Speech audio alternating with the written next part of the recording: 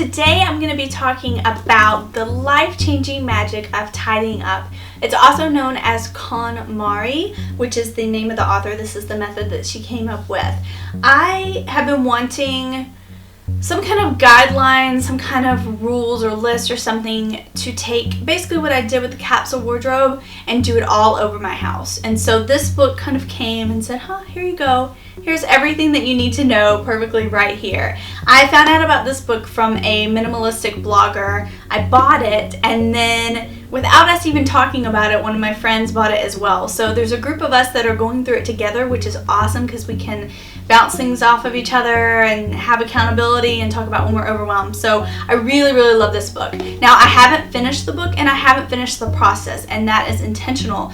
I didn't want to do just one video showing everything that I did. I wanted to take you through the process as well. So I'm going to be doing a series of videos. I don't know when they're going to be scheduled. It just depends on when I get through a certain part of the process.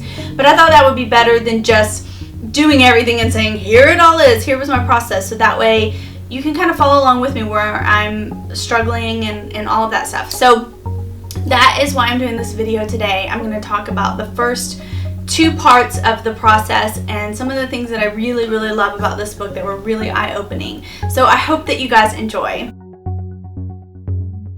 Big thing, like whoa moment for me was when we declutter, we get rid of things. We're not really going through each item. And she says you have to go through, hold up each item and say, does this spark joy?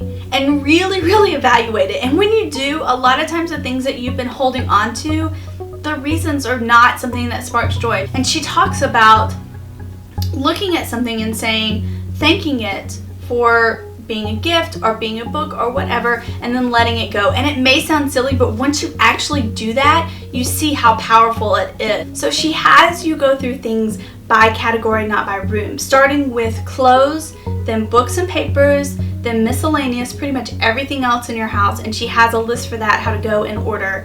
And then the hardest one, sentimental items. Of course we save sentimental for last, because if you start out with that, you're not going to get rid of anything. But when you've gone through this whole process, it makes sense that once you get to sentimental items, you really, really evaluate. Keeping this paper from 15 years ago, is it really necessary? So that is why I love her process.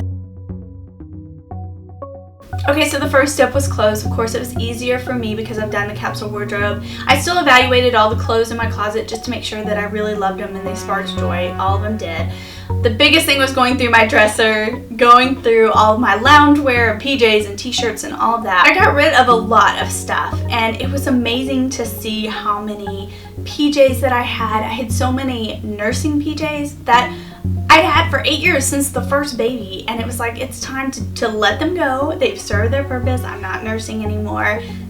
Thank you for your service and letting it go. So my dresser has a lot less stuff in it. The other thing that was life-changing is her folding system. I'll put a link below that shows all of the different ways to fold things. I've been doing it with my kids close too, and it's amazing to see how much stuff they have, and you can see everything. So her folding method is awesome. I love it.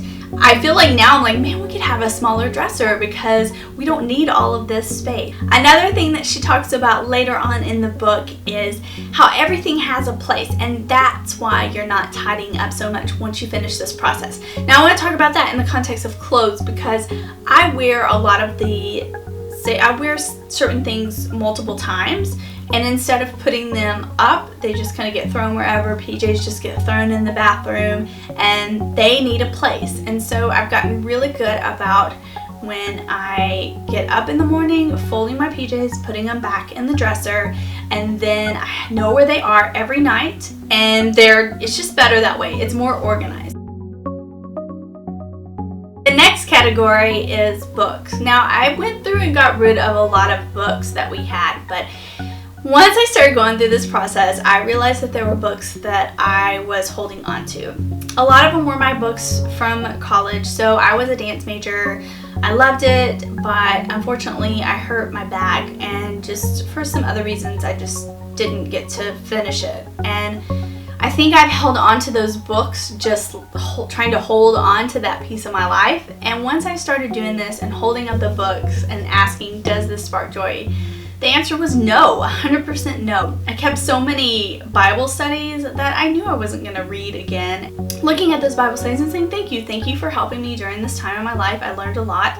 The honest truth is I'm not going to look at it again. And if I wanted to read something about this Bible study, I can probably find it online. That was the other thing too, was looking at books and saying, can I find this information online? Probably. For the most part, probably. Books were pretty easy for me. I got rid of a lot.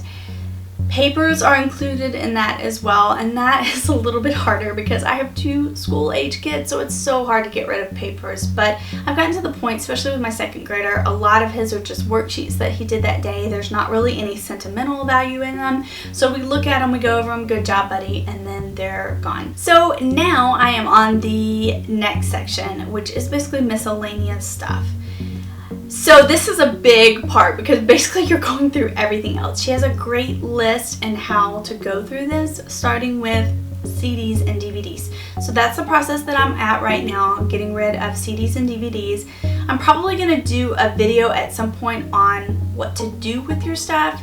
I found some great sites to sell DVDs and CDs. You don't get a ton of money, like maybe 50 cents, but if you have a huge collection, it can add up. I'm so excited to go through this process. It's been life-changing, as the book said, and I'm looking forward to the finished product. And just, I feel like my closet, when I look at my closet, I feel like there's no chaos in my life. Like, it's everything that I love. It's organized, it's not cluttered, everything is straight and where it belongs, and I want that for my whole house. Our life is chaotic. We have 3 small children, and I don't want our house to be like that. I don't feel like our house needs to be chaotic. So I hope you guys enjoyed this video. Make sure you're subscribed because, like I said, I'm gonna do a couple videos like this. I don't know when. It just depends on when I get through the process. If you've done this method, please let me know where you are in the process, or if you finished, or what you loved or what you didn't love. I highly recommend this book if you're someone that really wants to declutter. It really is amazing and eye-opening, and it's pretty short too. So thank you guys again for watching. I will see you next time, and have a great day. Bye bye.